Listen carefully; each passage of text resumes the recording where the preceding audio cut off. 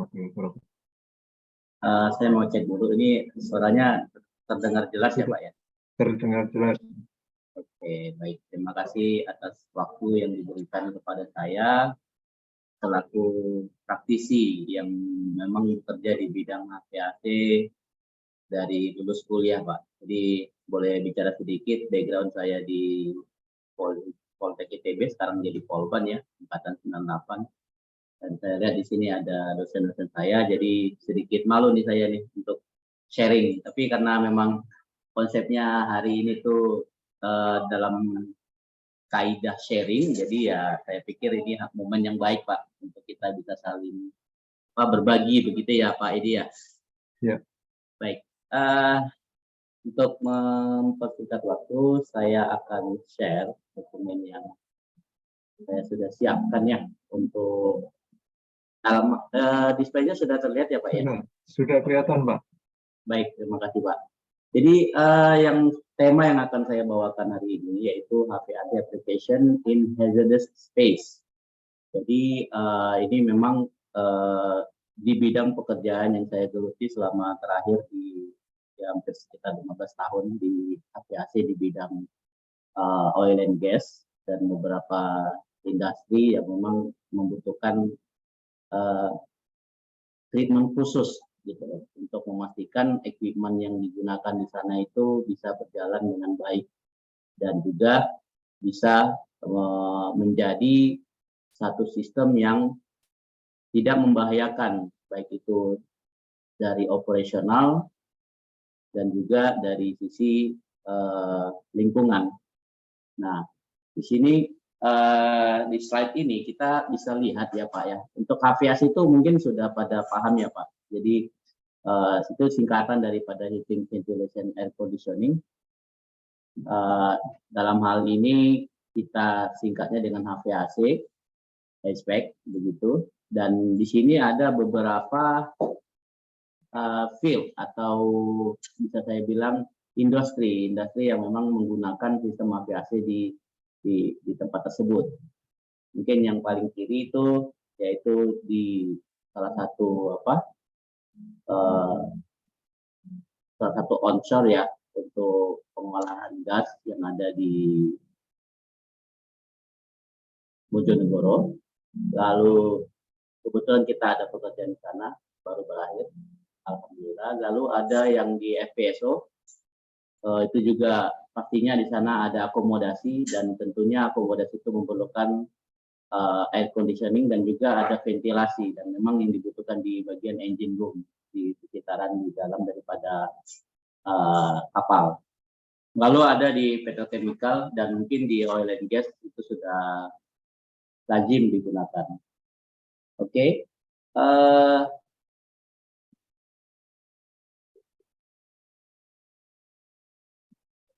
Baik, jadi sebelumnya mungkin ada baiknya kita definisikan dulu nih Pak, apa sih hazardous? Karena ada yang bilang hazardous area, ada yang menyebutkannya space, terus ada hal yang memang bagi sebagian yang bekerja di bidang ini mungkin sudah tidak asing ya. Jadi ini saya kutip saja nih dari beberapa literatur. Jadi hazardous itu kalau area itu kita mendefinisikan sebagai area atau lingkungan yang mengandung konsentrasi daripada flammable gas. Jadi dan bukan cuma gas atau debu, itu juga bisa mengakibatkan terjadinya explosion. Jadi di situ bisa dibaca di NEC NFPA 2020 itu sudah diverifikasi. Dan adapun space itu lebih ke ruangan gitu Pak. Jadi buildingnya. Jadi areanya hazardous, lalu gedung atau bangunannya yang digunakan di sana itu kita sebut dengan hazardous space. Nah, di sini ini salah satu yang kita sudah pernah kerjakan juga di daerah Jatibarang, misalnya saya. Ini kita ada, bukan ini di WMO ya, di WMO. Kita ada pekerjaan HVAC di sana dan digunakan untuk electrical room atau switchgear room. Yang pastinya di sana menggunakan sistem pendingin dan lengkap dengan segala ventilasi, lalu juga dengan kontrol sistem yang memang terpadu untuk sesuai dengan kebutuhan atau klasifikasi areanya. Nah, sebagian ada mungkin bagi rekan-rekan yang biasa di oil and gas pernah dengar ada istilah class 1 div 1, class 1 div 2. Itu mengklasifikasikan saja sih Pak. Jadi biasanya untuk di aviasi itu kita diklasifikasikan di kelas 1 div 2. Tapi memang ada juga di kebutuhan di div 1 yang mungkin seperti di oil and gas itu di bagian drilling ya. Di drilling itu kita biasanya pakai kelas 1 div 1.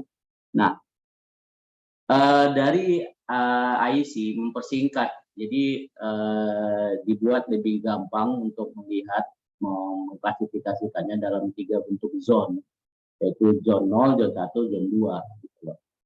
Adapun zone 0 ini adalah gas atau potensi daripada flammable tadi itu ada di dalam ruangan yang continuous. Nah, biasanya kalau kita di pom bensin di dalam tangki itu sudah disebut dengan zone 0. Dan itu tidak akan mungkin ada aviasi di sana, jarang.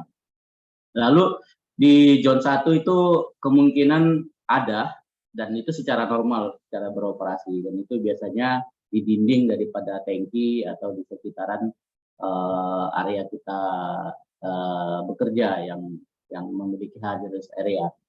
Nah, adapun zone 2 ini yang lebih suitable gitu ya, dan memang lazimnya digunakan ditempatkan akomodasi atau tempat orang tinggal. Jadi istilah-istilahnya nanti kalau memang ada yang tidak mengerti langsung aja Pak ditanyakan. Karena slide saya nggak banyak, cuma beberapa saja. Nah, dari zone 0, zone 1, zone 2 itu adalah klasifikasi yang ditentukan oleh area tersebut. Nah, kita sebagai praktisi di bidang aviasi tentunya harus mengikuti kebutuhan daripada klasifikasi itu. Jangan sampai kita menggunakan atau memasang equipment yang memang bisa mengakibatkan terjadinya kebakaran atau ledakan.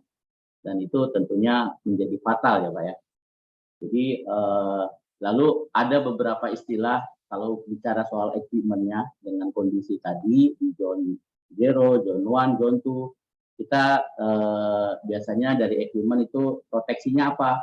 Nah, ini ada beberapa, ini salah satu sampel YXD 2C T6. T6 itu lebih ke temperatur Pak, temperatur yang memang yang diizinkan beroperasi di area itu.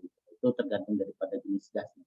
Jadi ini lebih detailnya bisa dibaca Pak di dokumen-dokumen NFPA atau di di NEC ya, NEC NFPA 2020 ada beberapa dokumen, nanti silakan saja dipelajari lebih detail. Kalau dari HVAC-nya sendiri pastinya kita mengikuti kebutuhan yang ditentukan oleh area tersebut. Oke. Lalu selanjutnya langsung saja ke setelah kita mengetahui ada kebutuhan khusus, ada restriction yang terjadi di satu area pekerjaan atau area tempat unit itu terpasang, itu secara general untuk kebutuhan aviasi itu tidak jauh dan tidak kurang daripada untuk menjaga temperatur, itu sudah pasti. Mungkin Bapak-Bapak, Ibu-Ibu sudah terbiasa dengan aviasi, dengan di rumah sendiri kita punya. Itu untuk menjaga temperatur itu sebagai function daripada HVAC yang kita butuhkan.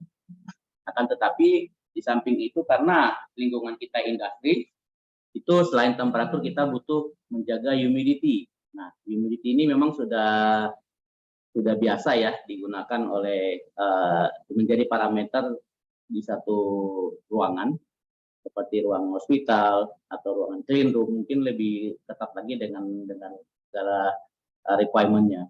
Nah, adapun di yang khusus yang mungkin juga ada di industri lain tapi sangat dispesifik di hazardous space ini adalah room pressure Pak. Jadi ruangan itu memang harus dibuat untuk ada yang positif, ada yang negatif, tergantung kebutuhannya. Jadi untuk ruangan-ruangan switchgear atau electrical room itu pastinya akan dibutuhkan positif.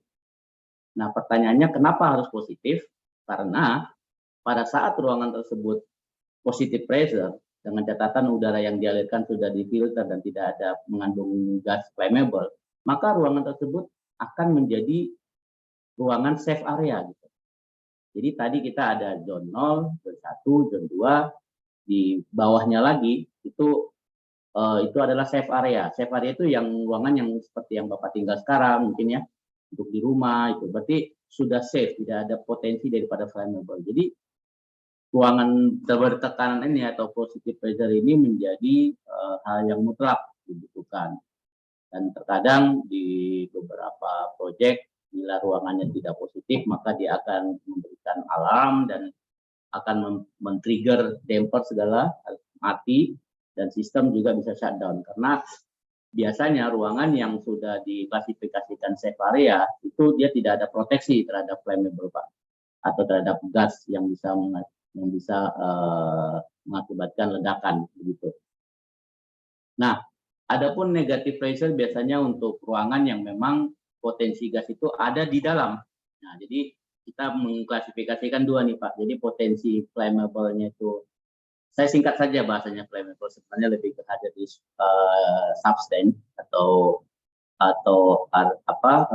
materi atau bahan yang mengakibatkan flammable atau explode. Itu bisa jadi dari luar atau bisa jadi dari dalam. Nah, yang dari dalam itu contohnya seperti baterai room, Pak. Baterai room itu sudah pasti kan dia mengandung mengandung H2 ya, bisa jadi ya. Ada hidrogen di sana dan memang itu bisa dikategorikan sebagai hazardous substance ya. Dan itu kita harus membuat ruangan tersebut menjadi negatif. Lalu di samping tekanan tadi ada juga noise dan mungkin ini sudah standar di beberapa industri ada. Ini saya buatnya 50-85 ini sebenarnya tergantung kebutuhan. Bila dalam ruangan biasanya di 45 sampai 50 dipikir gitu ya. Kalau apalagi di akomodasi tempat orang tinggal. Saya bicara akomodasi berarti tempat orang tinggal di ruangan tersebut.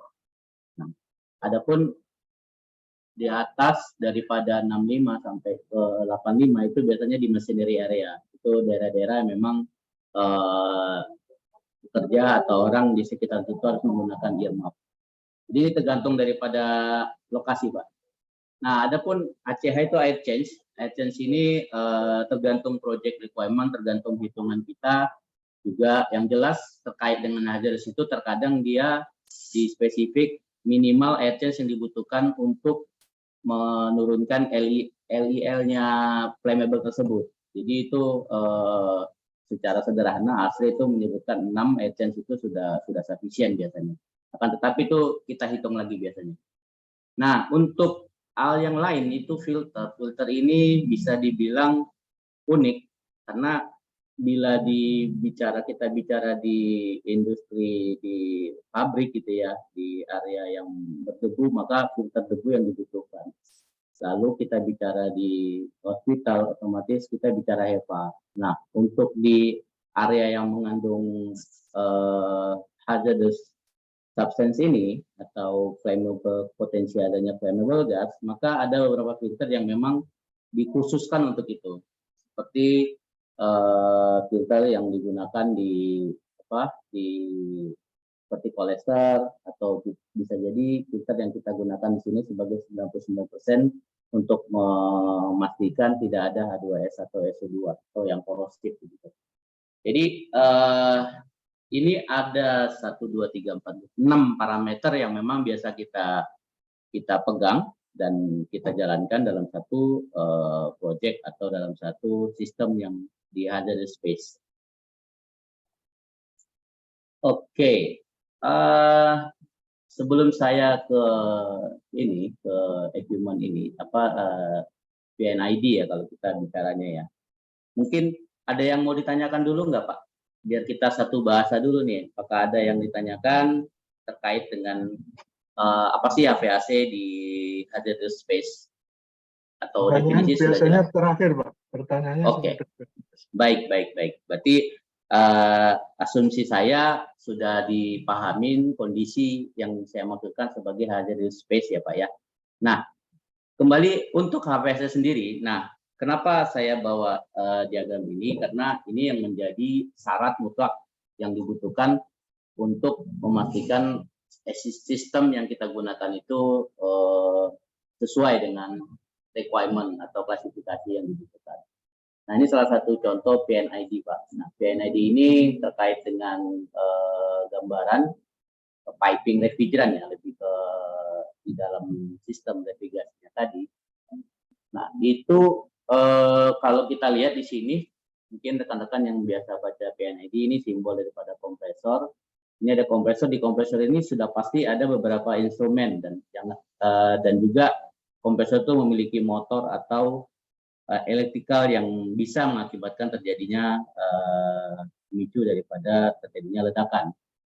Makanya kompresor ini harus dispesifik menggunakan kompresor yang memang resist terhadap flammable, yaitu biasanya kita sebutkan ATEX atau explosion proof. Jadi kompresor yang harus digunakan harus menggunakan explosion proof, disesuaikan dengan kebutuhan zonanya. Jadi kalau tadi kita biasanya di zona 2, maka kita harus menggunakan kompresor yang memang suitable di zona 2. Nah, di kompresor tersebut ada beberapa instrumen, Pak. Jadi instrumen itu seperti high pressure switch, low pressure, kadang transducer, kadang kita gunakan switch, itu juga harus explosion proof. Nah, dari kompresor tadi, ini kita refrigeran itu biasanya mengalir ke kondenser, Pak. Di kondenser itu karena dia mechanical piping, itu tidak menjadi hal yang mengkhawatirkan untuk terjadi explosion atau flame, kebakaran gitu ya. Karena temperatur yang dialirkan oleh refrigeran ini biasanya untuk beberapa refrigeran itu nggak lebih daripada 50 sampai 60. Nah, akan tetapi di beberapa project spec yang saya pernah temukan, jenis refrigeran itu juga nanti menentukan temperatur daripada kondensasi yang ada di kondenser. Nah, jadi secara gamblangnya dari sisi elektrikal, karena pipa refrigeran tidak menghasilkan sparking, tidak menghasilkan flammable, ignition, jadi kita anggap itu sudah normal gitu ya. Akan tetapi motor yang ada di kondenser yaitu motor yang memang menggunakan elektrikal atau bisa mengakibatkan sparking gitu ya. Jadi dari motor maupun dari blade. Jadi dua itu kita harus protect, motornya kita jaga dengan zonasinya, sementara fan-nya kita gunakan yang anti spark. Nah, itu biasanya diberikan sertifikat oleh manufaktur. Nah, jadi dari kondensor tadi itu ada valve karena mechanical manual valve, mechanical valve itu tidak menjadi concern. Nah, ini ada nanti adanya di solenoid valve. Solenoid ini tergantung nih Pak, ada beberapa desain yang memang solenoid diletakkan di dalam AHU. Karena sudah di dalam AHU sudah dianggap itu sebagai safe ya, sebagian menganggap itu. Tapi ada beberapa klien yang menginginkan tidak ada jaminan kalau di AHU itu juga sudah safe, walaupun sudah ada filter. Jadi tetap diklasifikasikan sebagai zone 2 gitu ya. Jadi solenoid tadi akan kita butuhkan coilnya saja yang menjadi concern itu menggunakan coil yang explosion proof. Nah, adapun expansion kebetulan kita menggunakan TXV itu tidak ada electrical part di sana. Nah, dan selanjutnya di dalam AHU atau di dalam blower ini yang menjadi sumber terjadinya percikan api atau flammable ignition atau explosion itu ada di motor dan di blowernya Pak. Nah, motornya ini yang tadi saya sampaikan sama dengan yang di kondenser, jadi harus menggunakan explosion proof motor, dan blowernya juga beberapa blower yang didesain tidak menghasilkan sparking atau memang dia free spark, anti spark. Nah, itu dari sisi PNID dari sisi refrigerasi. Nah, adapun untuk melihat sistem secara general, ini saya coba tampilkan kita. Oke, mohon maaf, ini tampilannya DNID sudah muncul ya Pak?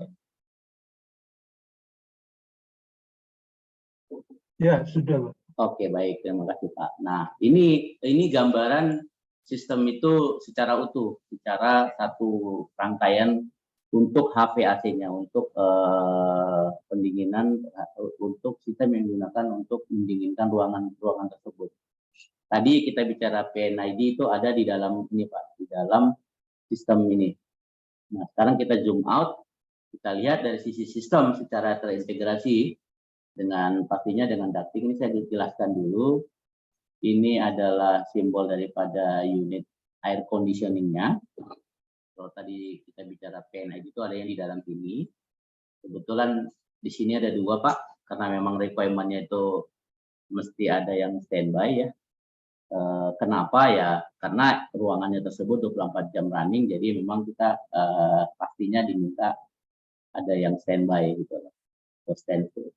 Nah, lalu di sini ada sebelumnya itu kita biasanya tempatkan pressurized fan. Pressurized fan itu tujuannya untuk tadi untuk menambahkan tekanan dalam ruangan dan juga untuk mensirkulasikan fresh air yang dibutuhkan di dalam ruangan. Nah, kalau saya urut, ada pressurized fan, lalu ada air conditioning-nya, oke, dan di sini nanti sirkulasi ke beberapa ruangan. Kebetulan ini ada control room, ada rec room, ada kitchen, ada emergency quarter, ini tempat tinggal akomodasi, dan juga ada ruangan MCC room atau electrical room dan baterai room yang tadi saya sampaikan yang menjadi negative pressure. Nah, lalu di baterai room itu ada exhaust fan, kita gambarkan di sini, dan itu keluar ke dalam ruangan, dan adapun sebagian daripada MCC itu akan kembali Pak, kembali ke return ke AHU lagi gitu ya. Akan tetapi tetap ada yang memang kita buang untuk menjaga, untuk membuang tekanan yang berlebih dalam satu ruangan gitu. Nah, tadi saya jelaskan itu komponen utama. Adapun komponen yang lebih detail di sana, di sini mungkin di awal lagi saya ulangin. Sebelum kita ada fan itu pastinya ada damper Pak. Damper itu biasanya memang karena ini kemungkinan di lokasinya di luar ataupun di hazardous space, otomatis damper tersebut harus menggunakan damper yang explosion proof. Damper seperti apa nanti akan saya jelaskan. Nah, adapun setelah damper tersebut ada, kalau non return damper ini mungkin mechanical, tidak menjadi concern. Akan tetapi di sini ada instrumen Pak, ada airflow switch yang memang fungsinya untuk mengecek apakah fan tadi running atau off gitu ya. Nah, ini juga AFF-nya juga harus menggunakan explosion proof instrumennya.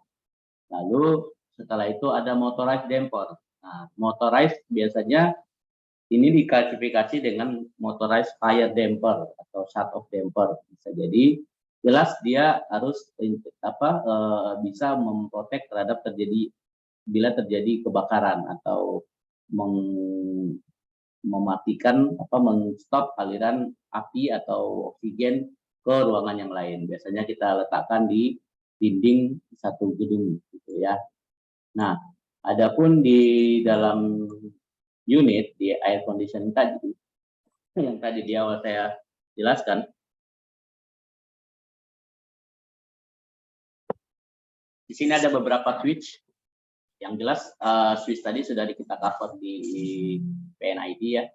Lalu di situ ada PDIS, yaitu untuk instrumen yang digunakan untuk mengecek drop pressure yang ada di filter.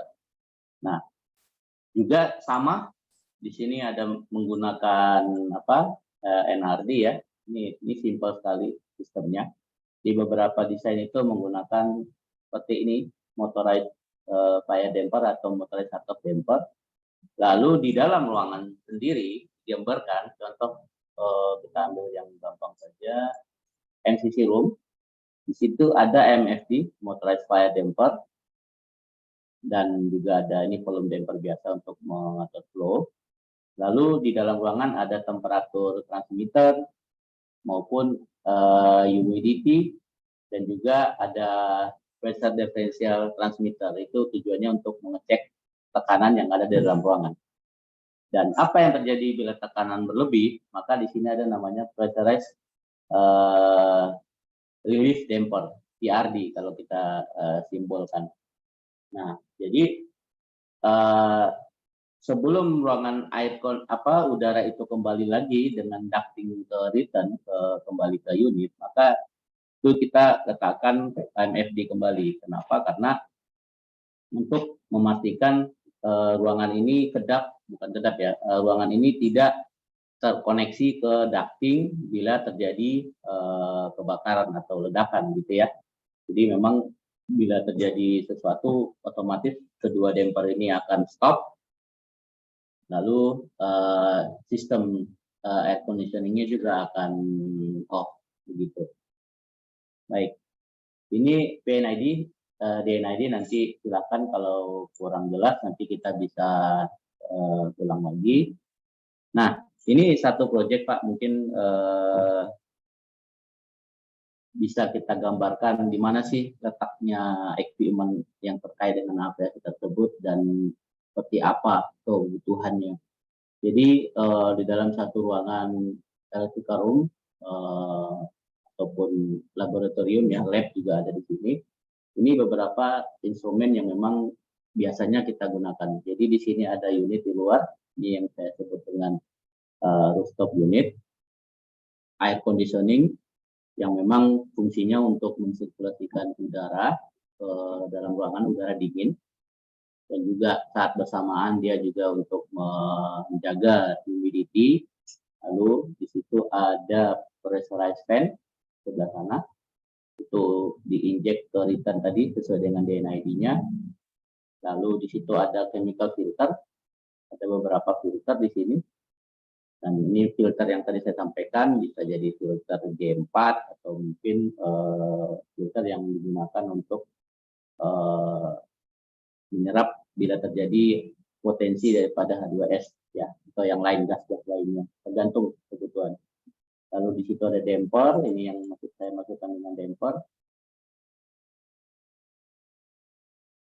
Nah, lalu adapun temperatur dan humidity, kita biasanya menggunakan satu instrumen saja.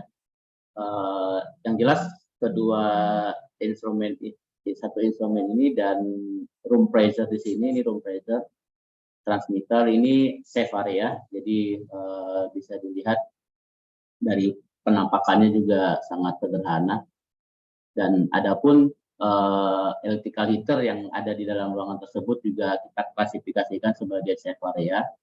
Nah, di sini ada instrumen pressurized PDT, pressurized differential transmitter, yang digunakan tadi yang saya sampaikan untuk mengukur drop pressure yang ada di air filter. Oke, jadi kembali lagi kita klasifikasikan zonanya, equipment yang kita gunakan harus sesuai dengan kebutuhan daripada klasifikasinya. Nah, harapannya pada saat sistem ini berjalan, maka ruangan yang ada di dalam yang dikondisikan oleh air conditioning kita ini akan menjadi safe area, atau bisa disebut aman untuk menggunakan equipment atau panel atau apapun yang di dalamnya yang tanpa harus menggunakan proteksi gitu. Jadi ini menjadi sangat penting. Jadi HVAC di sini bukan hanya sebagai mendinginkan saja, tapi juga merubah zonasi daripada satu ruangan gitu. Oke, saya lanjut. Nah, adapun tadi kita jelaskan dari sisi equipment, main equipmentnya HVAC lah ya. Untuk air conditioningnya di sini kita kebetulan requirement itu tidak common gitu Pak. Jadi beberapa proyek itu yang menjadi kesulitan para rekan-rekan dari konsultan maupun dari klien gitu ya. untuk mencari equipment yang memang mass product, dan memang itu tidak dan jarang sekali ada. Jadi memang unit itu akan menjadi customized karena kebutuhan projectnya. Contoh, requirement-nya di zone 2, tapi casing yang digunakan harus menggunakan resisting terhadap lingkungan 20 tahun sebenarnya.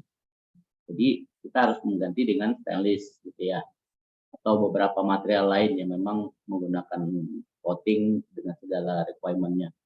Jadi mutlak bisa dibilang ini menjadi customized, walaupun beberapa brand yang ternama seperti Trend, Carrier, Daikin itu mereka menyematkan nama brandnya, akan tetapi tetap mereka akan ngedesain dulu.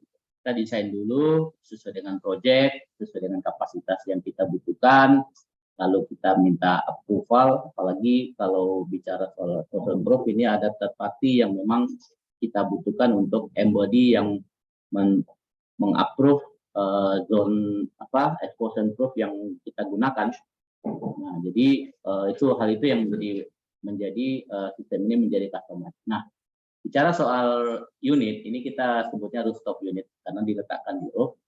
Ini ada beberapa komponen, tadi di PNAD sudah saya jelaskan. Ini kompresornya.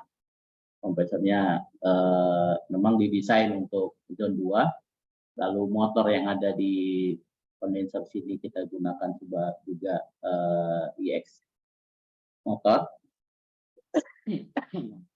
Adapun blower itu anti spark, dan solenoid coil kita menggunakan Apex solenoid, dan beberapa instrumen kita menggunakan Apex certified. Jadi requirement tadilah yang mengakibatkan unit ini menjadi customized. Ya, semoga aja kedepannya bila proyeknya kebutuhan daripada sistem yang sama seperti ini banyak, ya insya Allah beberapa manufaktur besar akan membuat custom membuat sistem yang memang bisa mass product. Beberapa mungkin rekan-rekan pernah lihat ada AC split yang dipasang di kontainer ya, di dwelling itu zone 1 itu memang sudah menjadi mass product, biasanya dari luar Fredrik biasanya. Jadi itu di US sendiri sudah mulai membuat mass product, akan tetapi untuk kapasitas yang besar itu masih sangat custom. Oke, adapun di sini keterangannya sudah saya jelaskan. Nah, mungkin hal yang mungkin tidak tercover tadi yaitu dari sisi kabel. Jadi electrical cable yang ada yang menghubungkan atau mengenergize kompresor, motor, itu biasanya kita protect dengan spesifik kabel. Beberapa proyek kita pakai low smoke zero halogen, terus ada memang yang jelas gland yang digunakan juga harus suitable dengan klasifikasi areanya atau ATEX sertifikatnya. Jadi itu mungkin yang menjadi concern yang suka terlupakan begitu. Adapun junction box, bila ada instrumen di situ pastinya ada junction box, itu juga harus menggunakan explosion proof. Nah, ada beberapa mesin yang mereka meletakkan junction box yang gede banget gitu ya, yang stainless tebal, itu biasanya digunakan untuk sebagai panel, dan itu pastinya sangat bulky dan memang jarang kita gunakan di lapangan. Oke.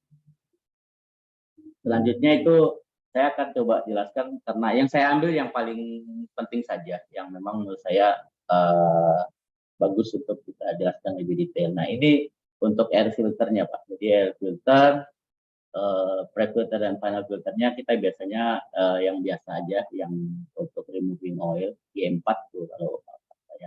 Terus chemical filternya kita butuhkan untuk memastikan bila ada gas, tapi dengan catatan gas tersebut kita cover dulu bukan di cover. Jadi sebelum sistem jalan, nanti kita jelaskan secara operasional, kita pastikan tidak ada flammable gas di sana. Jadi ini cuma filter bila saja terlewat. Ternyata di sensor di depan itu biasanya ada sensornya. Di sensor terlewat sempat terdetek tapi sempat masuk ke dalam sistem, maka difilter dulu gitu, dan mungkin kuantitasnya sangat sedikit sekali. Jadi tidak pernah equipment tersebut running pada saat ada confirm gas. Jadi bila confirm gas, otomatis unit akan shutdown. Jadi walaupun kita sudah protect unit itu menggunakan explosion proof tadi.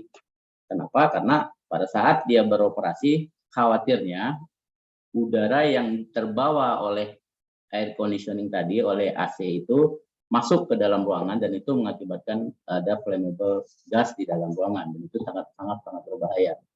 Jadi itu yang mau coba saya tekankan. Jadi sedikit unik. Jadi di sini filter bukan berarti dia memfilter semua ada hidrokarbon di luar, bukan. Tapi bila saja ada emergency terlewat gitu ya. Jadi harus ada sensor dulu di depannya.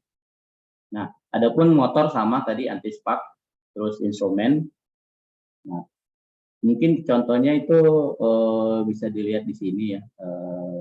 Blowernya itu yang anti spark menggunakan brush ya. Itu dari manufaktur sendiri sudah memberikan sertifikat. Nah, biasanya kita rakit dengan belt. Kenapa belt? Karena belt itu non sparking, dan itu bisa lebih safe dibandingkan kita menggunakan direct belt gitu ya, direct coupling gitu ya. Oke. Nah, ini damper menjadi penting untuk saya jelaskan karena ini menjadi equipment yang sangat vital bila terjadi flammable ataupun pada saat operasional. Dalam artian bila terjadi flammable confirm gas, otomatis saya sampaikan tadi sistem shutdown semua secara filosofi. Jadi semua shutdown. Damper ini fungsinya untuk menutup laju udara atau hubungan antara satu ruangan ke yang lain maupun ke luar. Jadi damper ini sangat penting, dan ini menjadi satu syarat untuk memastikan bila di dalam ruangan tersebut aman untuk dioperasikan. Nah, ada beberapa brand gitu ya atau manufaktur yang memang menspesifikan di aspek sertifikasinya. Lalu respon time untuk shutdown-nya juga menjadi concern. Itu kembali lagi ke project spec. Biasanya untuk yang daerah yang zone 1 atau zone 2 gitu ya, itu biasanya kurang daripada 1 detik damper harus tertutup. Jadi itu menjadi unik sistem ini karena PLC kita harus bisa membaca sistem yang sangat cepat dan juga harus bisa mengoperasikan damper yang memang biasanya tuh spring return juga. Jadi spring return dia akan tutup otomatis. Oke. Di samping itu semua yang jelas semua equipment tadi harus ada kontrol, harus ada panel yang memang terintegrasi dan komunikasi nih ke FGS, Fire and Gas System, karena yang memiliki sensor-sensor tadi yang sensor hidrokarbon, sensor H2S itu ada di panelnya tetangga gitu ya biasanya ya. Yang jelas pada saat itu ada signal dari sana, bila ada confirm gas maka dia akan memerintahkan PLC atau kontrol kita untuk shutdown area yang memang dibutuhkan untuk shutdown. Dan juga ada komunikasi ke ICCS.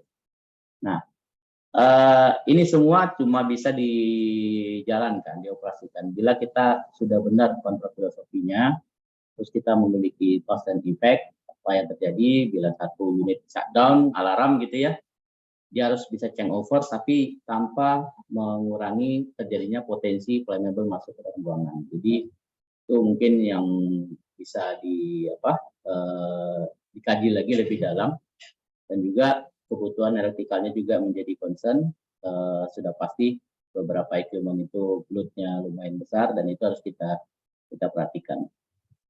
Nah, lalu soal tadi saya jelaskan dari sisi equipment-nya, hazardous itu apa, dalam AVAC, dalam kacamata AVAC itu seperti apa harus dilakukan, dan equipment-nya seperti apa yang kita terapkan, jenis yang menjadi concern yang kedua itu adalah bagaimana sih dia beroperasi gitu dalam kondisi yang memang safe gitu ya. Jadi di sini saya kembalikan ke DNID, mungkin tampilan ini lebih enak dilihat, lebih besar gitu ya. Nah, kalau saya diskusikan seperti ini, pada saat normal operasi di sini tuh sudah pasti ada FGS sensor, fire engine sensor.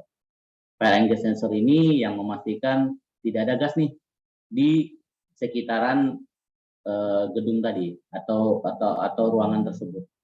Nah, bila dia confirm ada gas, otomatis dia tidak akan memerintahkan unit running. Jadi unit ini akan shutdown Pak, total Pak. Jadi yang punya air conditioning bisa santai-santai di rumah, oh unitnya mati, nggak ada maintenance gitu ya. Nah, tapi jangan salah, tetap signal yang ada dari damper tersebut harus memberikan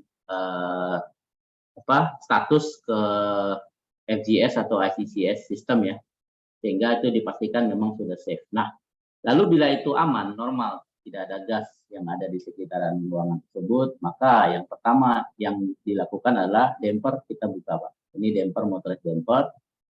Otomatis di sini ada chemical filter. Jadi bila kali ada potensi di dalam ya, jadi ada chemical filter. Lalu pressurized fan akan running dulu. Nah, sebelum pressurized fan running, yang jelas semua damper yang kita butuhkan itu akan kita on-kan atau kita buka dampernya, yaitu damper yang tadi di sini di awal. Ini satu running, satu standby, yang jelas unit yang atas ini merah artinya running Pak, atau beroperasi energize gitu ya. Lalu damper kedua, ketiga, dan damper yang ada dalam ruangan.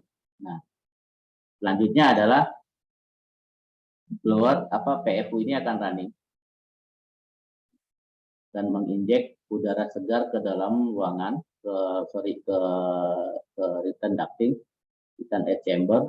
Lalu blower yang ada di dalam ruangan akan running, ruangan mensirkulasikan udara ke semua ruangan. Lalu adapun untuk yang baterai room ini ada exhaust fan yang memang intinya untuk menjaga tekanan. Nah, lalu pertanyaannya kapan sistem pendinginnya jalan, yaitu pada saat blowernya sudah running, maka kontrol PLC akan mengecek temperatur yang dibutuhkan, lalu dia akan men-trigger unit dari kondenser maupun kompresor dan blower yang ada di dalam sistem refrigerasi. Ini sederhana. Ini saya pikir ini hal yang biasa di semua sistem, tipe kali sama.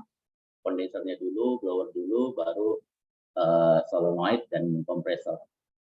Nah, ini normal operation Pak. Jadi ini yang tadi tugasnya untuk menurunkan temperatur, menjaga humidity, dan juga menjaga tekanan di dalam ruangan. Nah, lalu bila terjadi gas, kemungkinan ada potensi gas, tapi dengan level yang kecil. Ini tergantung FGS Pak. Jadi kita cuma terima command dari FGS. Oh, ini kita butuhnya circulation karena di luar sana mungkin ada gas, tapi kita masih butuh untuk mendinginkan ruangan. Maka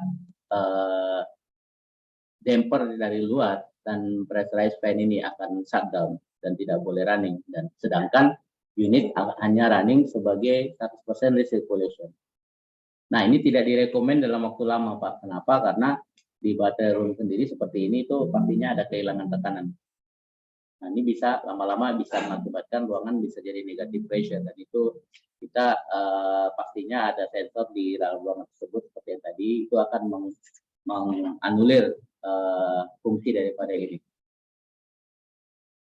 Nah, apa yang dilakukan bila memang ada gas di dalam ruangan? Jadi kita bahasanya kita sebutnya purging, jadi kita injek fresh air dari luar ya tanpa menjalankan cooling system, dan itu kita flush. Ibaratnya ruangan tersebut kita bersihkan dari potensi gas yang ada mungkin di dalam ruangan tersebut. Nah, itu secara operasional bagaimana sistem itu kita gunakan di hazardous space, dan seperti apa material yang kita gunakan juga untuk memastikan tidak terjadi potensi hazard di sana, dan pastinya kita ikuti requirement atau project spec, dan beberapa ada referensi di sini saya coba tampilkan. Ini ada trade safety standard, ini jadi dokumen kita di luar kebutuhan dokumen-dokumen lainnya Pak. Di sini juga ada bagus asli guidance untuk hazardous space, juga ada NFPA untuk HPAT. Jadi mungkin ini bisa dibaca-baca atau mungkin kita bisa diskusikan. Yang jelas yang saya ingin sampaikan adalah HPAT itu dibutuhkan, dan itu menjadi penting pada saat dia memastikan di dalam ruangan tersebut aman, baik itu dari sisi orang yang bekerja maupun equipment yang ada dalam sistem begitu. Mungkin itu saja Pak dari saya. Terima kasih. Baik, terima kasih Pak Martua Jamba atas paparannya, sharing pengalaman aplikasi dari HPAC yang luar biasa, khususnya untuk migas ya. Ini lumayan pesertanya 180, termasuk favorit nih berarti Pak Martua ini. Baik, kita lanjutkan dengan tanya jawab ya. Ini saya bacakan, silakan yang akan bertanya untuk pertama bisa dituliskan di chat box ya. Ini yang pertama dari Pak Irfan ya. Fire rating dan blast proof rating di HPAC apakah termasuk dalam parameter untuk hazardous waste? Berapa standar nilainya? Terima kasih. Itu pertanyaan dari Pak Irfan ini. Pak Matua, silakan Pak. Baik, kalau nggak salah ini Irfan yang di Batam. Oke, fire rating sudah pasti itu menjadi requirement. Biasanya kita klasifikasi dengan A60 untuk tergantung project spec ya. Fire rating dan blast protection itu kita tergantung kebutuhan. Jadi bila area tersebut ada potensi blast dari luar, maka kita akan letakkan blast damper. Requirement-nya saya nggak hafal. Yang jelas untuk fire itu kita biasanya di SCC, dan untuk blast damper itu kita kembali lagi ke project spec-nya begitu Pak. Baik, berikutnya pertanyaan dari Pak Emil Mahfuzi. Apa jenis kompresor yang digunakan? Apakah tipe piston? Baik, terima kasih Pak Mahfuzi ya. Jadi tipe kompresor yang digunakan itu kita kembali ke manufaktur Pak. Kebetulan di industri HPAC itu setahu saya itu manufaktur itu sudah punya spek khusus gitu ya. Jadi kembali ke manufaktur, yaitu yang elektrikalnya, kalau menggunakan elektrikalnya itu yang explosion proof. Nah biasanya masih piston, itu beberapa brand ada Dorin, Box itu yang leading pertama, itu juga sudah explosion proof. Nah ada juga yang saya juga dulu pernah pertama-tama kali bekerja di oil and gas itu saya temukan, bukan ngakalin gitu ya. Jadi ada scroll yang dipasangkan junction box dan itu di verify dengan klasifikasi sertifikat third party ya, boleh saja, tapi menurut saya modifikasi itu tidak recommended. Nah, akan tetapi ada modifikasi yang lebih berkelas, dalam artian dia menggunakan open type begitu ya, motornya explosion proof, dia tinggal join dengan belt gitu. Nah, yang menjadi hati-hati yang harus diperhatikan itu temperaturnya Pak.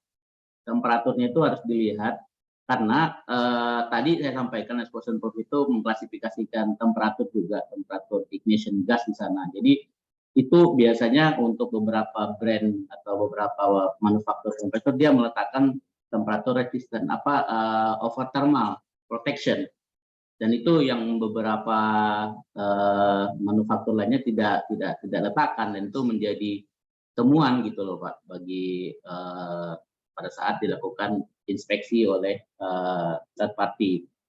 Jadi kalau jenisnya piston sering digunakan, kalau screw saya belum pernah lihat karena kebetulan, tapi saya tahu yang Beezer itu dia punya screw yang explosion proof. Cuma yang saya masukkan itu biasanya untuk kebutuhan oil and gas yang kita tahu untuk aviasi itu masih kapasitas yang kecil. Jadi masih di ruang lingkup semi hermetic piston type gitu. Mungkin bisa menjawab begitu, Pak. Berikutnya pertanyaan dari Pak Pandu Santoso. Untuk uji pressure untuk HVAC control room, apakah seyogianya positive pressure? Mohon penjelasan. Mohon maaf, di mananya Pak tadi? Di control room. Oh, HVAC, control room. HVAC Oke. control room. Oke, baik. Ya, kalau control room otomatis itu harus positive pressure, Pak. Karena memang control room itu dia ada panel yang digunakan untuk kebutuhan sistem di sana ya. Jadi biasanya panelnya itu bukan explosion proof, jadi ruangannya harus positif. Tapi saya pernah temukan juga ruangan yang memang panelnya sendiri sudah explosion gitu loh. Jadi itu boleh saja tidak positif. Nah, adapun untuk panel-panel yang tidak explosion proof itu wajib ruangannya harus positive pressure begitu, Pak. Baik. Berikutnya dari Pak Tommy Febrian. Untuk masing-masing area dengan spesifikasi flow dan temperature yang berbeda, apakah penggunaan damper saja cukup untuk pengaturannya, atau ada cara lain untuk penyesuaian suhu dan flow di ruangan-ruangan tertentu? Oke, baik, terima kasih Pak. Nah, untuk kebutuhan temperatur begitu ya, kebutuhan temperatur, kebutuhan humidity, itu biasanya kita letakkan yang namanya variable air volume, VAV. Nah, itu bisa menjaga kebutuhan temperatur tadi. Nah, akan tetapi sepanjang kebutuhannya itu tidak terlalu signifikan berbeda ya, dan itu masih bisa di cover oleh VAV. Nah, adapun untuk temperatur biasanya kita letakkan duct heater, Pak. Duct heater kita letakkan di beberapa branch dan memang untuk menjaga temperatur spesifik di ruangan tersebut. Nah, yang jadi masalah itu adalah tekanan, Pak. Jadi tekanan ini menjadi unik gitu loh. Jadi saya pernah ngalamin tekanan itu di satu gedung itu lebih besar, hampir 50 gitu ya. Karena kebutuhan kan udara di sana kan tergantung kebutuhan beban ya Pak ya. Semakin tinggi kebutuhannya otomatis air flow-nya semakin besar. Gitu ya, sederhananya seperti itu. Akan tetapi karena ruangannya kecil dengan air flow yang besar mengakibatkan dia jadi overpressure gitu. Jadi makanya tadi saya sampaikan ada pressure relief damper. Biasanya itu kita pasangkan untuk membuang tekanan yang berlebih. Nah, adapun yang tekanan yang rendah di beberapa requirement seperti di Shell gitu ya, dia tuh menspesifik ada namanya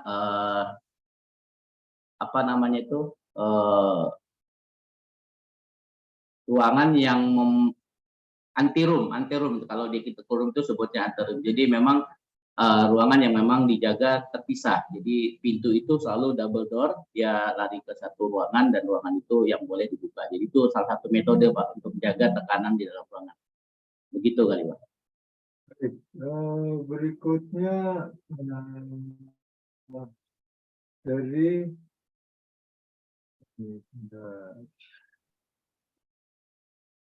Berikutnya dari Pak Pandu Santoso lagi. Izin bertanya, apakah HVAC untuk kontrol room harus dengan sistem redundancy? Oke, untuk kembali lagi Pak, untuk control room sistem redundancy tergantung kebutuhan. Jadi bila kebutuhannya itu running 24 jam, 7 hari seminggu, otomatis redundancy menjadi penting. Sepanjang ruangan tersebut tidak diizinkan untuk shutdown gitu Pak. Nah, itu satu. Yang kedua, pada saat terjadinya maintenance, otomatis ruangan tersebut kan tidak boleh shutdown.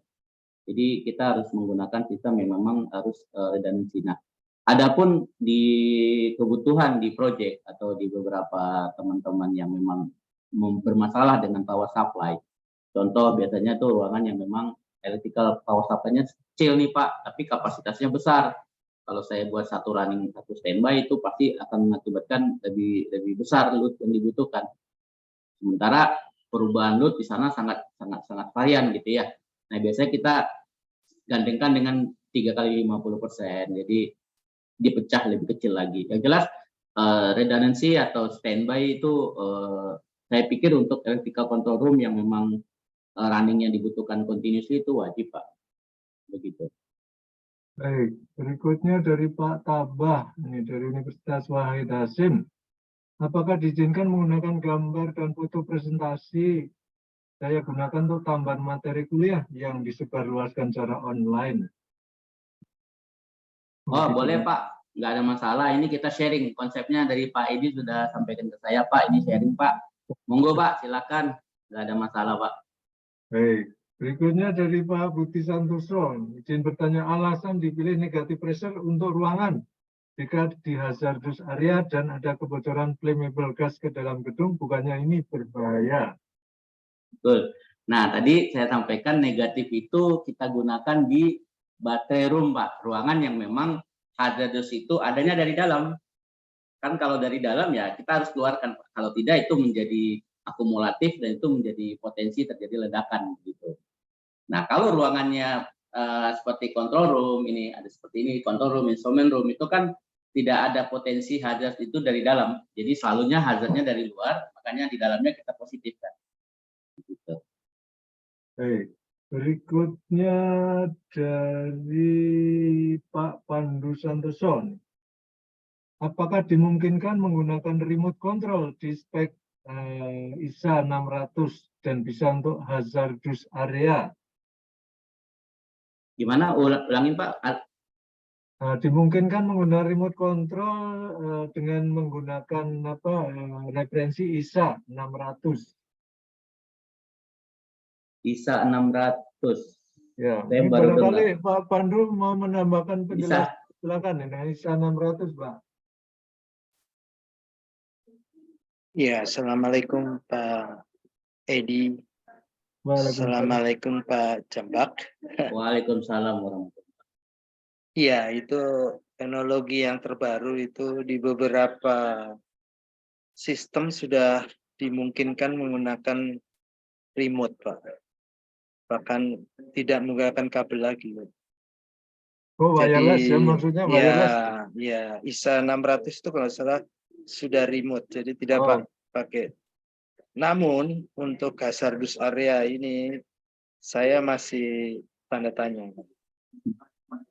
Karena remote bisa aja dia stuck atau dia gagal operasi sehingga hancur nanti operasinya. Benar, Itu yang kebetulan saya dari Migas juga Pak Martua. Ya, Yep. saya dari udah melalang mana-mana Pak saya. Ini pengalaman luar biasa. Iya, Baik. saya hanya itu aja Pak. Jadi apakah dimungkinkan dengan remote nanti kalau sudah advance, ada level lagi di atasnya mungkin. Saya kurang tahu itu Pak. Mohon penjelasan Pak. Baik, terima kasih Bung Kasih Pak. Jadi mungkin kita bicara teknologi terkini ya Pak ya. Saya juga pengalaman dan belum pernah lihat yang remote yang dalam artian karena itu ada gelombang ya Pak. Seperti mungkin kita bekerja di daerah-daerah tersebut itu radio itu kita memang khusus ya dan memang potensi terjadinya ledakan sepanjang itu tidak ada menurut saya sih fine. Nah cuma masalahnya adalah reliability-nya kan Pak. Jadi ketenangan para operator tersebut. Walaupun sebenarnya kalau kita bicara soal oil and gas itu ada beberapa field atau platform gitu ya, yang memang di remote ya Pak, tidak ada orang di sana. Itu fine-fine saja sih dijalankan. Yang jelas yang saya masukkan di sini untuk kategori HVAC-nya sendiri, sepanjang sistemnya di internalnya itu safe gitu ya untuk beroperasi sendiri dan memiliki alarm sistem yang kita bisa detect continuously dan dia sendiri juga bisa memprotek dirinya seperti tadi ada beberapa alarm dia shutdown atau changeover. Saya pikir itu nggak ada masalah sih Pak. Nah cuma mungkin teknologinya ini apakah memang sudah dapat approval gitu ya dari NFPA, kita harus cek lagi Pak. Gitu. Tapi itu menarik bisa kita bahas lanjut itu Pak teknologinya karena memang itu menjadi kendala di lapangan selama ini. Iya. Masih banyak kabel yang ditarik-tarik. Begitu banyak nggak narik kabel, jadi intinya emang dari industri kita Pak mulainya banyak yang sudah pakai tapi bukan untuk hazardous area. Oke. Tapi itu yang kami alami. Jadi itu aja, Pak. Baik, Mudah-mudahan saya sudah tua nanti kalau cucu saya, anak saya itu mengalami. Terima kasih Pak Martua, Oh ya, Sama-sama, Pak Pak Edi. Pandu. terima kasih Pak. Ya sebenarnya apa kalau saya boleh menambahkan sedikit, wireless itu juga bisa redundant Pak. Ya jadi mungkin satu channel apa loss gitu ada channel yang lainnya ya.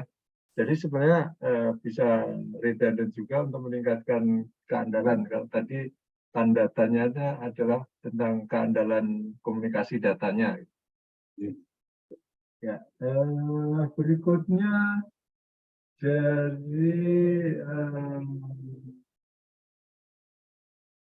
ini dari Pak Pandu Santoso lagi ya. Untuk HVAC platform unmanned HVAC baterai room sudah antisipasi pada vandalisme dan sistem HVAC di offshore sudah mempertimbangkan lightning.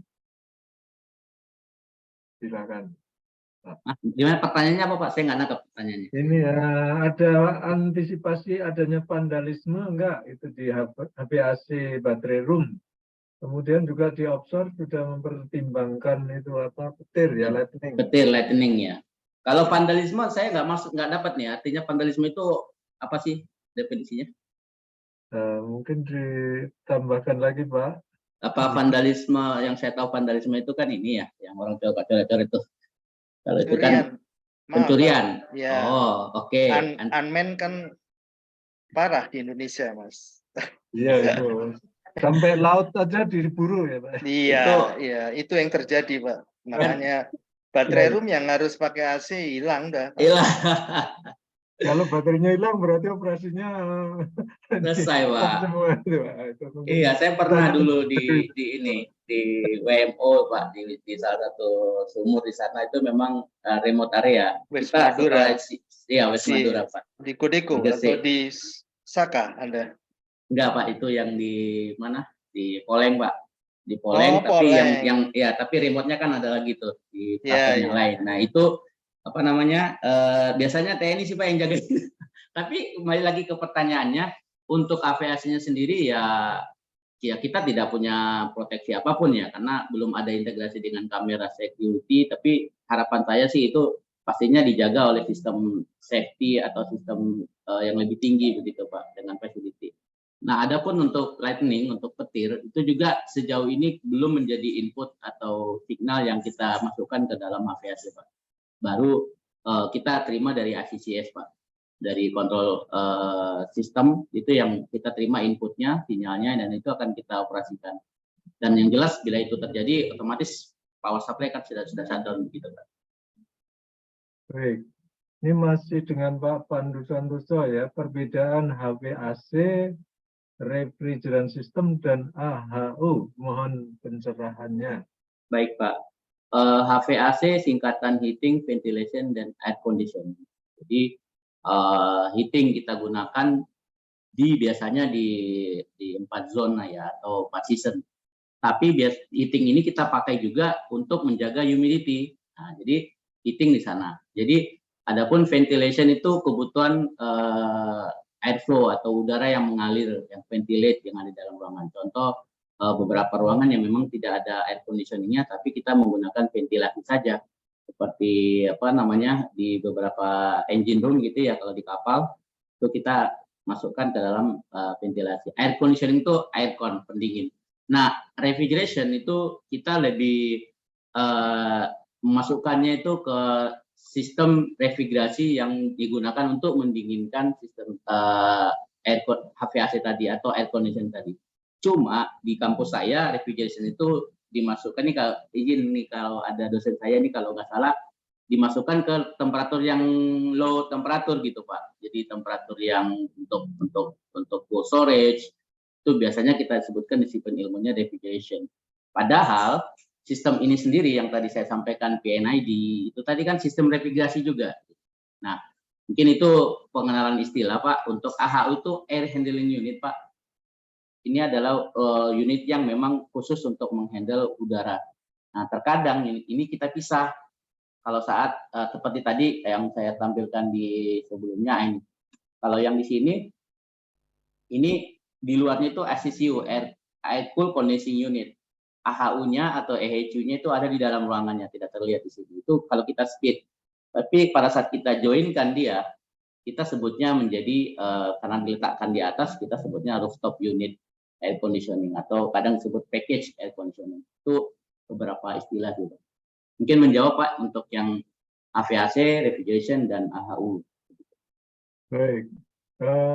Berikutnya dari Pak Adi Rio Ariwibowo. Untuk desain AC split di hazardous area battery room, apakah cukup dengan menggunakan AC split dengan tipe hazardous saja plus exhaust fan? Oke, untuk di battery room itu bisa menggunakan AC split, tapi AC split yang explosion proof. Biasanya beberapa brand terkenal kayak Frederick itu dia pasti gunakan itu. Dan exhaustnya otomatis karena itu negative pressure, dan itu kita harus menggunakan exhaust fan gitu. Cuma teknologi baterai ini berkembang begitu Pak. Teknologi baterai ini berkembang, sekarang baterai itu tidak liquid lagi. Dan beberapa proyek saya dekat beberapa terakhir ini saya lihat sudah tidak menjadi concern lagi itu potensi adanya flammable di dalam. Cuma kalau kita kembalikan ke NFPA sampai hari ini tuh masih diklasifikasikan sebagai hazardous area. Gitu. Jadi silahkan gunakan speed AC. Speed AC itu kan dalam bahasa lainnya adalah recirculation ya, tidak ada fresh air-nya. Sepanjang ada intake yang memang kita keluarkan dari ruangan tersebut untuk menjaga negative pressure. Nah, yang jadi masalah paling nanti intake-nya pengganti air jet yang di dalam itu kan harus tersirkulasi tuh. Itu mungkin intake-nya harus diberikan beberapa sensor supaya tidak ada potensi dari luar gitu ya. Dari kalau kita berasumsi hazardnya itu ada dari luar. Tapi kalau sudah tahu hazardnya cuma ada dari dalam tok, ya sudah tinggal kita tambahkan exhaust fan, terus kita buka intake-nya supaya ada aliran udara masuk ke dalam. Begitu. Pak Eko. Baik, berikutnya Pak Pandu Santoso lagi ini. Pada HVAC, apakah tubing-tubingnya dites tekanan atau hanya sambungan-sambungannya dengan sup, dengan sabun ya mungkin itu ya. Kebocoran ya. Oke. Kebocoran. Baik, ini menarik nih. Ini juga mungkin ada satu yang belum tercover tadi. Saya bicara terlalu general sekali. Jadi untuk sistem refrigerasinya itu pipa refrigeran yang ada di dalam sistem, bila itu seperti ini gambarnya ya. Ini rooftop unit. Ini kita pastinya pressure test Pak. Namanya kita menggunakan nitrogen. Berapa? Lazimnya kita gunakan sesuai dengan standar kelas. Kadang kita pakai bias kita 1,5 kali working pressure. Working pressure itu kita lihat jenis refrigerannya, contoh 407, working pressure 17 bar gitu ya, kalikan 1,5 dan juga itu menjadi tekanan yang di high side-nya. Adapun yang di low-nya tinggal kita lihat pada saat sistem shutdown. Kenapa kalau running tekanan suction biasanya lebih rendah. Kalau kita gunakan tekanan suction kali 1,5 itu cuma 1,4 bar gitu ya, kali 1,5 itu cuma sekitar 8 atau 7 6 bar. Itu tidak cukup. Jadi kita ambil pada saat dia shutdown. Itu yang menjadi referensinya. Nah, yang mau saya jelaskan adalah untuk pipa yang mengalir seperti ini condensing ininya di luar nih Pak, jauh. Lumayan jauh lah, ada berapa meter. Sudah pasti pipa tersebut harus kita pressurize, harus kita tes. Nah, tes itu ada dua. Satu yang dites itu dari kebocorannya, biasanya ada menggunakan sop atau sabun atau menggunakan beberapa alat ukur lain. Yang kedua yang dicek itu integritinya. Integrity itu sambungan-sambungan itu kita tes di 1,5 dari working pressure. Nah, ada hal yang sebenarnya kita tidak cover dari awal. Kita sangat sensitif nih Pak. Kita sepakat ya Pak, kita sensitif dengan adanya kebocoran gas dan mungkin masuk ke dalam ruangan. Bagaimana dengan ductingnya? Bagaimana dengan unitnya? Apakah juga menjadi klasifikasi harus dites? Nah itu yang beberapa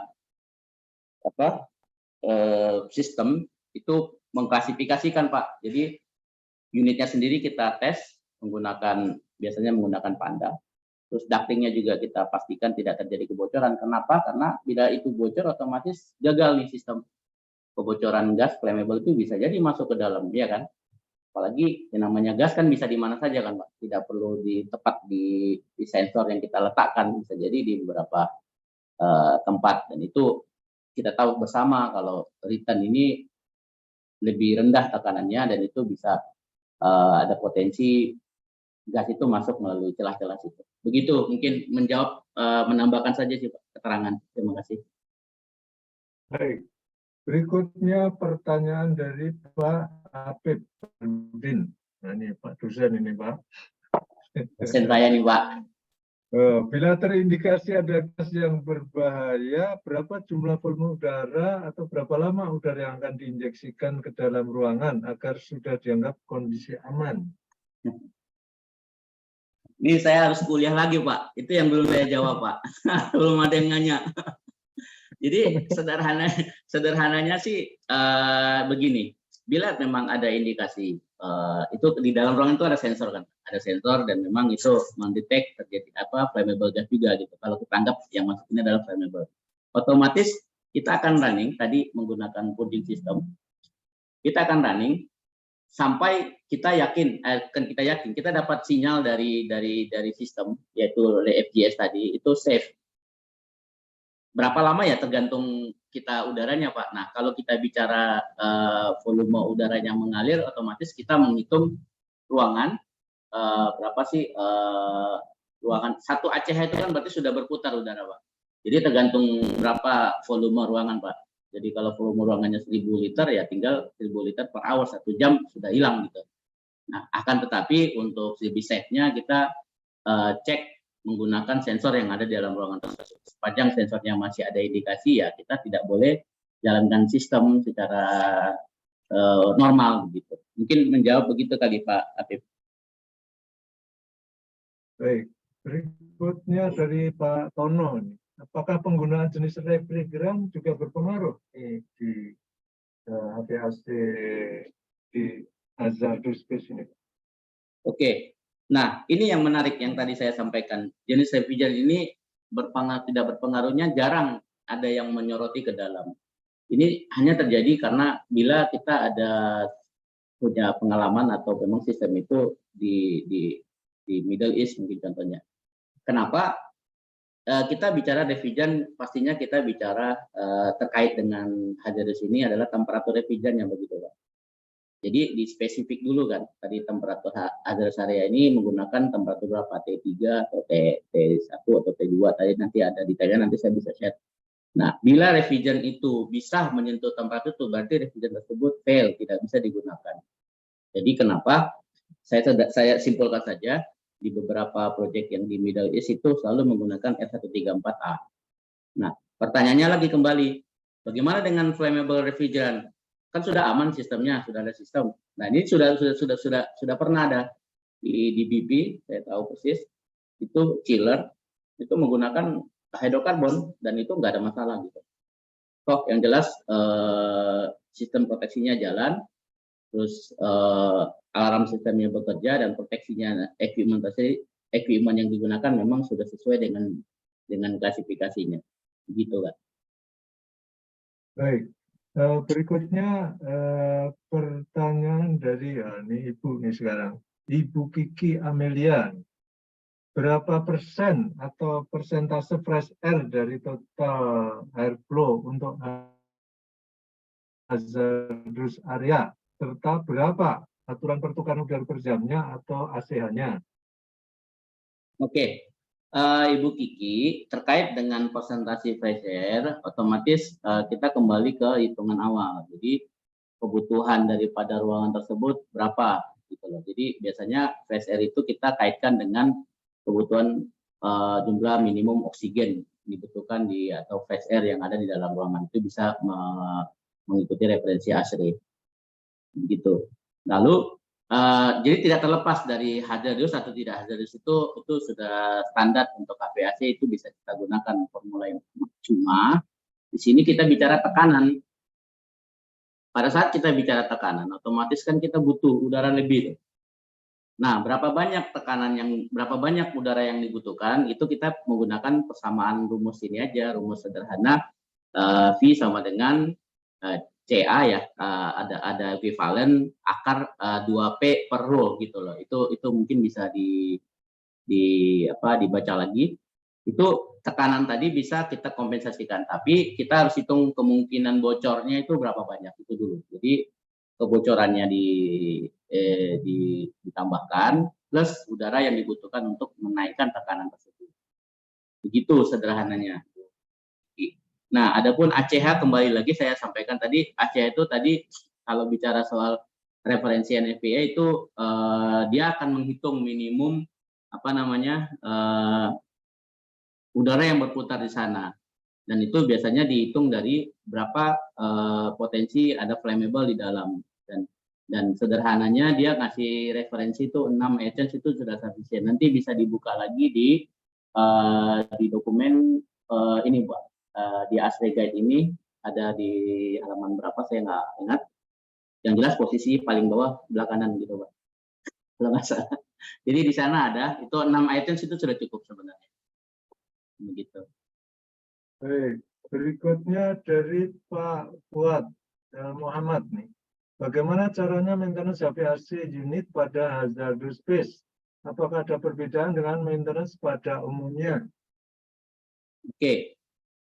Baik, untuk maintenance yang dilakukan yang dikerjakan atau yang dilaksanakan di ruangan yang equipment atau sistem yang ada di space itu pasti berbeda. Pertama, kita bicara soal electrical di sana. Jadi potensi terjadinya ledakan atau potensi terjadinya flammable masuk ke dalam junction box itu udah pasti menjadi concern. Jadi biasanya ada training khusus yang paling sederhana itu training H2S harus sudah ada itu untuk safety ya, memastikan bila biasanya flammable itu ada H2S-nya itu beberapa mungkin sumur Pak Pandu mungkin bisa lebih detail begitu itu potensi itu ada jadi orangnya harus punya sertifikat. Terus yang kedua ya kalau dia punya compact lebih bagus. Compact itu sertifikat yang diberikan kepada teknisi yang memahami cara kerja di exposure area gitu loh ya, atau hazardous area. Nah, tapi bukan berarti tidak bisa kita kerja tetap, tapi menggunakan kaidah yang safe gitu. Safe operation-nya pertama pada saat maintenance kita shutdown, totally shutdown powernya. Tidak ada power yang standby. Dan shutdown ini di lockout, take out, loto itu harus dijalankan. Jadi biasanya kita beranggapan oh power sudah mati, sistem sudah safe, padahal belum tentu karena heater bisa jadi masih on gitu ya. Nah, yang kedua pada saat kita buka junction box pastikan safe dulu. Lingkungan di sekitarnya itu memang boleh untuk bekerja tidak ada confirm gas di situ. Jadi itu mungkin langkah-langkah lainnya. Sisanya nanti mungkin bisa ke referensi ke operation untuk hazardous area. Begitu Pak Edi. Baik, berikutnya dari Ibu Endang Widayati. Refrigeran untuk HVAC hazardous yang saat ini digunakan apakah termasuk kategori refrigeran yang ramah lingkungan atau non CHFCL? Kalau bicara soal refrigeran jenis yang digunakan sejauh ini tuh ini refrigeran berkembang terus ya. Sampai sekarang saya dengar tuh ada 3 series tuh. Nah, cuma sejauh ini refrigeran yang ramah lingkungan yang didefinisikan sebagai yang dibolehkan ya di Indonesia itu pun di luar itu biasanya masih menggunakan refrigeran 407, 404A gitu ya, masih kategori itu. Jadi menjawab pertanyaan tersebut ya harusnya selayaknya kita mengikuti protokol aja sih. Jenis refrigerannya masih yang ramah lingkungan. Baik, berikutnya dari Prof. Andrianto. Selamat sore, Prof. Apakah sistem ini terintegrasi dengan auto fire extinguisher seperti FM100, foam extinguisher, atau lainnya? Baik. Ini profesor saya nih Pak. Saya mau jawabnya gimana? Ya, itu terintegrate Pak. Terintegrate-nya tadi di komunikasi kita di FGS Pak. Jadi tadi kita bicara panel ini, sistem ini kita menerima sinyal dari fire and gas, kita juga memberikan sinyal status. Nah, men-trigger FNG tadi atau apa untuk terjadinya trigger itu bukan oleh kita. Jadi kita cuma memberikan informasi kalau sistem kita sudah shutdown gitu, sudah aman, damper sudah tertutup dan itu boleh untuk menjalankan. Walaupun dan artinya yang men-trigger itu bukan dari APAC-nya tapi dari sensor yang ada di sana pastinya. Dan itu sudah di luar lingkupnya APAC begitu. Baik. Berikutnya dari Pak Dasri. Bagaimana cara mengidentifikasi bocoran pada pipa refrigeran? Apakah menggunakan odoran sebagai pembau atau cukup bunyi alarm saja sebagai pengingat adanya kebocoran? Dan bagaimana dampaknya kalau kebocoran itu terhisap oleh manusia dan seperti apa penanganannya? Terima kasih. Baik, terima kasih Pak Dasri ya.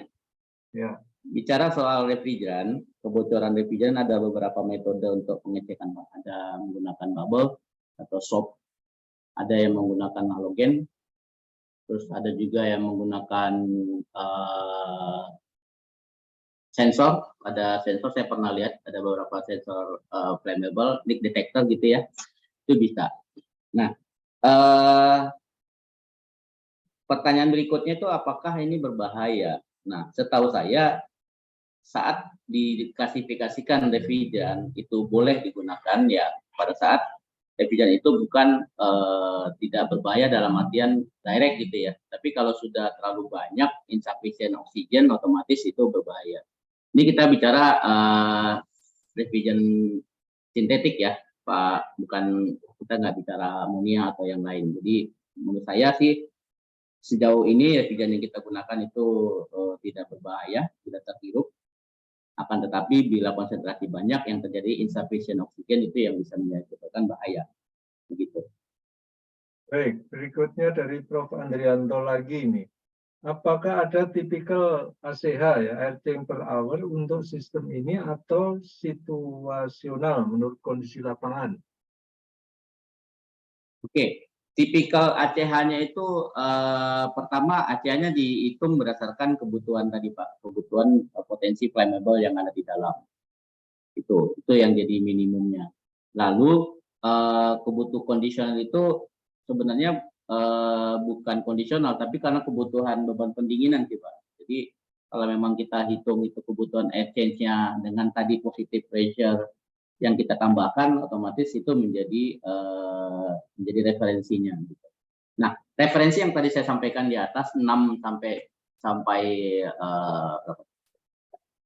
10 ya, itu kembali lagi ke project spec maupun dari asli calculation. Cuma uniknya cuma ada penambahan itu aja sih Pak, dibandingkan dengan AC yang biasa. Pak Pandi mungkin sudah familiar banget. Nah, cuma untuk yang AC biasa kita ada perhitungannya. Lalu karena kita ada penambahan pressure tadi, maka AC-nya akan meningkat. Baik, berikutnya dari Pak Hafiz Ali Reza. Untuk metode brazing piping tembaga pada hazardous area memiliki prosedur spesifik atau khusus, seperti halnya di area electrical room. Terima kasih banyak. Baik, itu Pak Reza ya. Baik, jadi untuk brazing, jadi gini Pak, kebutuhan brazing selama ini yang kita kenal itu menggunakan lightning naked light ya, atau bahasa Indonesianya itu terjadi pembakaran gitu ya. Nah, itu masih banyak dilakukan. Nah, untuk area-area tertentu yang memang diklasifikasikan zona C, kita biasanya menggunakan habitat. Jadi ruangan tersebut kita kondisikan, kita tutup dengan terpal, gitu ya, yang memang oleh third party biasanya, dia punya sertifikatnya. Jadi di habitat, jadi dipastikan itu tidak ada flammable gas di dalam, jadi boleh dikerjakan.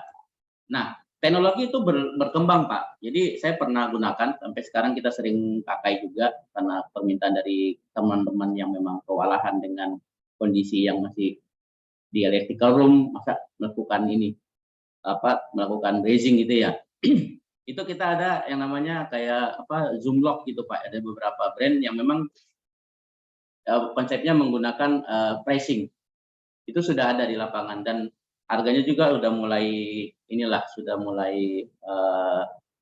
ekonomis lah, nggak kayak dulu mungkin masih jarang orang menggunakan. Itu sudah banyak digunakan Pak, menggunakan zoom lock atau lock ring, mungkin bisa di Google lock ring. Saya punya lock ring, itu kita pakai di beberapa industri memang menggunakan hidrokarbon, deficient hidrokarbon kan tidak boleh brazing ya. Kita gunakan lock ring. Itu mungkin Pak, dua metode itu bisa digunakan untuk menghindari terjadinya percikan api ya di dalam ruangan maupun apalagi di ruangan yang flammable. Gitu. Baik, berikutnya pertanyaan dari Pak Pandu Santoso lagi nih. Untuk HBAC apakah dipertimbangkan penurunan kinerja, misalkan umur 10 tahun? Baik, untuk penurunan kinerja gini Pak, yang saya tahu beberapa proyek, kalau kita bicara project base, itu kita spesifik di 20 tahun. Kenapa kita bicara investasi di proyek itu otomatis oil and gas, otomatis dia akan punya investasi sekian tahun. Jadi equipment yang digunakan memang bisa resist, bisa bertahan di situ. Jadi muncullah yang namanya material, kita bicara material stainless steel, terus untuk yang lainnya mungkin seperti motor memang menggunakan 200.000 bearingnya, 200.000 lifetime gitu ya. Itu pasti Pak akan diminta, dan biasanya di project spec itu dia sudah mengklasifikasikan itu. Gitu. Tapi kita kalau ditanya penurunan kapasitas itu mengakibatkan mengakibatkan potensi terjadinya explosion, itu saya belum bisa jawab. Yang jelas sepanjang seal, kan biasanya tuh kita bicaranya junction box contohnya nih Pak. Dan sebut itu ada sealnya. Seal itu kan dari rubber Pak. Nah kadang umur lifetime-nya rubber itu tadi yang mungkin lebih rendah. Jadi mungkin dilakukan maintenance begitu Pak. Cuma sampai sekarang saya belum lihat ada audit yang ke arah sana. Belum. Terima kasih. Baik, berikutnya dari Pak Adi Wahyudi. Apakah perbedaan antara zone 1, 2, dan zone 3? Kriterianya apa saja? Oke. Zone 1, 2, dan 3 yang zone 0 ya pastinya ya. Zone 3 mungkin dia lebih bawah lagi ya. Nah, ini bicara soal potensi flammable-nya ada di mana. Kalau dia continuously di dalam tangki contohnya, otomatis itu zone 0. Dan saya kembali lagi ke judul kita, HVAC itu jarang ada di sana. Dan mungkin tidak ada. Nah, zone 1 mungkin ada. Zone 1 itu ada, itu biasanya di area drilling, itu sudah zone 1. Itu kita menggunakan equipment yang memang suitable untuk itu. Nah, itu kemungkinan gas ada di sana tuh secara normal ada pastinya. Secara normal operasi ada. Nah, zone 2 ini biasanya lebih jauh, tidak di spesifik berapa kilometer, tapi potensinya ada, bisa jadi datang gitu. Nah, tadi saya sampaikan setelah zone 2 itu kita bicara safe area. Nah, ada satu tertentu dinamakan unclassified area. Itu boleh saja disebutkan bukan zone 2, tapi bukan safe.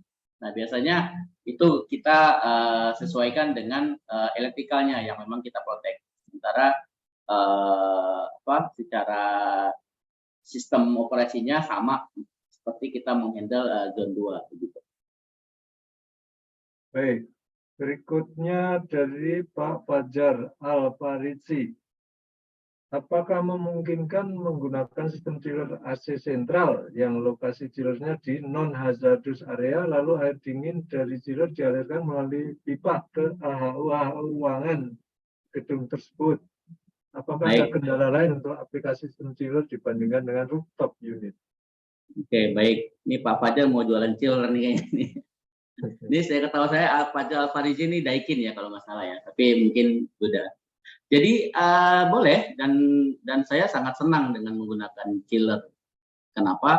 Karena kita tidak banyak elektrikal yang memang harus kita protek gitu ya. Cuma air dingin disirkulasikan. Cuma di beberapa space atau beberapa ruangan atau building gitu ya, dia tuh sangat apa ya ibaratnya, sangat sensitif dengan air gitu loh. Jadi dia tidak mau ada air yang mengalir di dalam ruangannya gitu loh. Jadi itu aja sih yang jadi masalah. Sepanjang diletakkan di atas seperti di rooftop itu nggak ada masalah. Toh kalaupun bocor air itu akan mengalir di atas gedung gitu ya, aman harusnya. Nah yang kedua yang menjadi kendala adalah kapasitas, karena switchgear atau apa namanya e-house gitu ya yang kecil-kecil itu biasanya nggak gede gitu loh. Jadi nggak nyampe, belum sampai ke speknya chiller. Nah kecuali ada mini chiller silakan. Nah hematnya nggak ada masalah, secara prinsipal nggak ada masalah, tapi secara operasional secara kelaziman karena tadi batasan kapasitas mungkin ya kita bicara. Jadi belum suitable aja di sana. Baik. Berikutnya dari Pak Pandu Santoso lagi nih. Kalau di instrumen itu ada seal ya istilahnya ya, safety integrity level ya. Nah untuk instrumen HVAC apa juga ada itu? Ada, benar Pak, ada banget Pak. Sealnya sampai kita pernah bikin seal 3. Memang itu biasanya terkait dengan kontrol dan sistem yang ada di sensor yang ada di sana gitu ya. Itu ada Pak, itu menjadi project spec, walaupun di beberapa project itu tidak dispesifikan. Baik. Kita bicara soal redundancy segala macam di situ ya. Ya betul. Nah, berikutnya nih dari Pak Asep Kurniawan.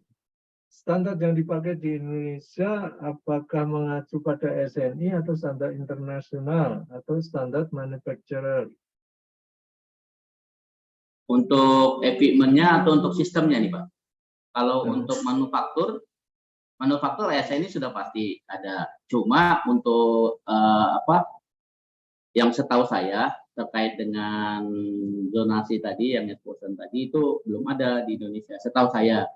Cuma mungkin BKI mungkin bisa kita pelajarin lagi dari sana. Cuma biasanya untuk fire itu ada, untuk fire biasanya kita menggunakan standar yang ada di BKI ya, kalau nggak salah ya. Nah itu dia ada spesifik kebutuhan material ataupun sertifikasi. Nah kalau bicara soal HVAC di oil and gas atau di field yang kita sampaikan, kita biasanya referensikan ke standar internasional sih Pak, IEC atau NEC itu. Sejauh ini sih baru itu. Baik, ini pertanyaan di chatbox sudah habis ya. Barangkali ada yang mau bertanya secara langsung dengan mikrofon. Silakan kalau ada pertanyaan. Pak Pandu angkat tangan, apa ada pertanyaan lagi Pak? Silakan Pak. Assalamualaikum Pak. Terima kasih Pak Edi. Salam. Pak Martua, ini soal kinerja migas yang terkini gitu Pak ya. Jadi kita ini kan otomatis harus tidak boleh panas ya, tidak boleh membuang apa-apa ke udara. Jadi proyek-proyek migas sekarang financingnya agak sulit. Jadi untuk HVAC sendiri, menurut Pak Martua, dengan tipe refrigeran yang ada, itu bisa nggak mendukung zero karbon ini? Makasih Pak. Assalamualaikum. Waalaikumsalam warahmatullahi wabarakatuh. Terima kasih banyak Pak Pandu. Memang ini PR kita bersama Pak. Jadi untuk dari sisi HVAC kita coba untuk mendekati zero karbon Pak. Jadi sebenarnya menggunakan absorption chiller, mungkin kalau Bapak pernah dengar ya. Untuk absorption itu sudah memberikan solusi. Cuma tidak applicable di area oil and gas. Saya pernah absorption AB apa AD? Kan ada AD Pak. AD kan? Ya. Yang ada AD, ada AB. Ya, lithium bromid Pak. Jadi saya pernah dipanggil Lithium oleh bromida. Iya, Pak. Saya dulu pernah presentasi Pak di ini di PHM, Pak. PHM waktu itu saya pergi ke satu di mana di NPU kalau nggak salah. Itu ada kebutuhan chiller yang besar di dekat turbin gitu, Pak. Jadi ada turbinnya di sana, terus ada chiller di satu sisi sini. Saya lihat ini potensi bisa untuk dijadikan energi panas yang menggunakan absorption chiller gitu ya. Nah, kembali lagi untuk mengupload ke arah sana tuh nggak gampang karena kita bicara sudah berapa tahun investasinya. Kita bicara soal yang lainnya.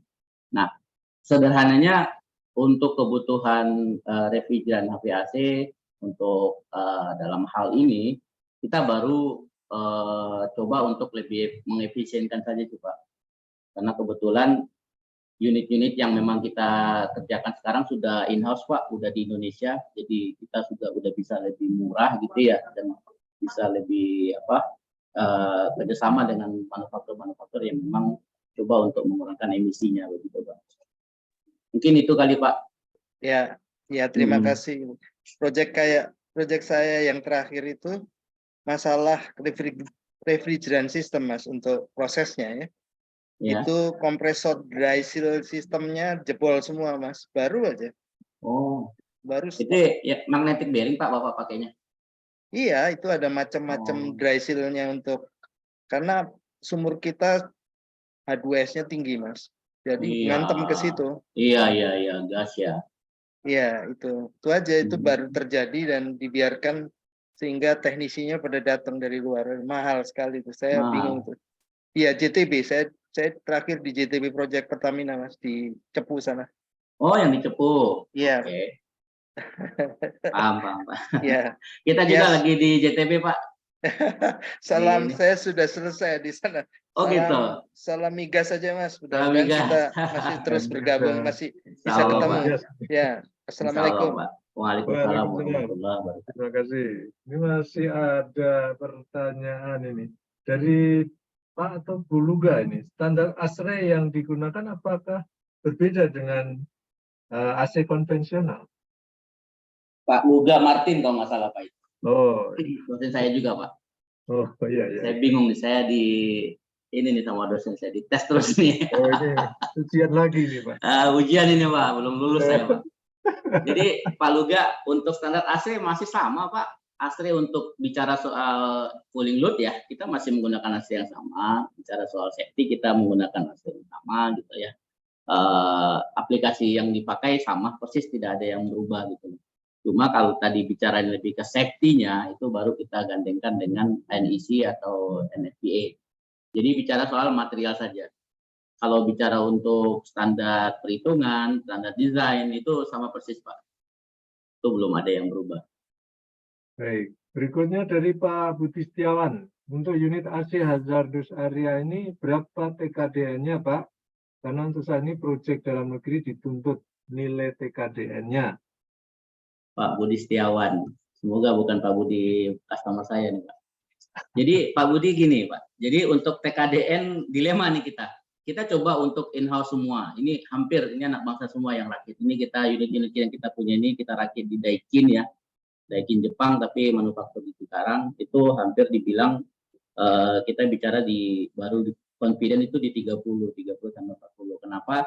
Karena main equipment-nya seperti kompresor kita belum ada. Copper pipe kita masih impor. Terus banyak equipment yang memang raw materialnya itu memang kita harus impor dari luar. Nah, mungkin suatu saat nanti kita bisa diskusikan gitu ya dengan pihak-pihak terkait untuk meningkatkan nilai engineering-nya. Kenapa? Karena ya sebenarnya engineering itu sangat unik gitu loh, dan nilainya itu harusnya yang lebih tinggi dibandingkan raw materialnya. Kalian kan dihitungnya juga sesuai dengan hitungan desain segala macam ya Pak. Itu mungkin terlewatkan Pak. Padahal di awal proyek itu biasanya engineering itu kayak seperti estimator gitu ya dari teman-teman konsultan itu sudah ada value-nya di sana sebenarnya. Cuma itu tidak dihitung, cuma dihitungkan ke equipment-nya. Sementara equipment-nya kita masih kewalahan dengan kebutuhan material yang memang kita belum ada. Begitu Pak Budi. Baik, Mungkin masih ada lagi pertanyaan yang mau disampaikan secara langsung.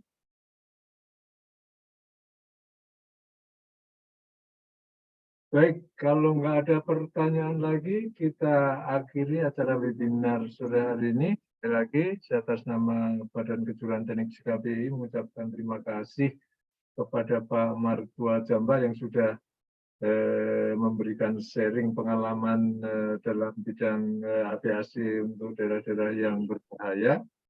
Terima kasih juga Pak Pandu Santoso juga banyak memberikan pengalaman-pengalaman di lapangan juga.